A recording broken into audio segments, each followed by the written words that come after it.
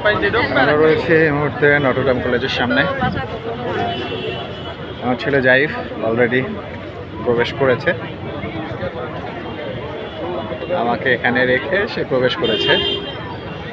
জিজ্ঞেস করেছিলাম জাইফ ভয় লাগে নাকি, বললো যে না ভয় করছে না।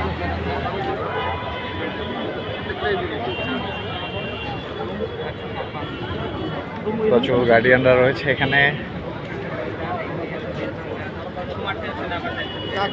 যারা 12:30টায় ঢুকেছিল ভর্তি পরীক্ষার জন্য তারা বের হয়ে এসছে। আর জাইফরা 2:30টায় শুরু হবে ওদের ব্যাচ।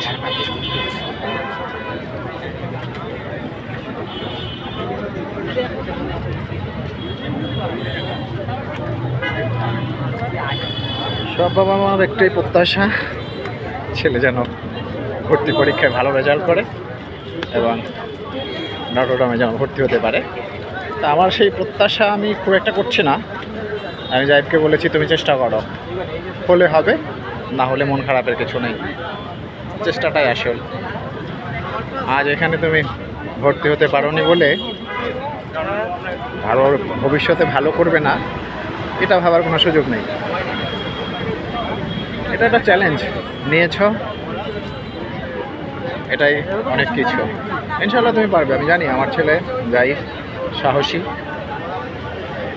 তার সেই ইচ্ছে, তার সেই আগ্রহ, তার সেই চ্যালেঞ্জ সবগুলোই আছে। সবাই দোয়া করবেন।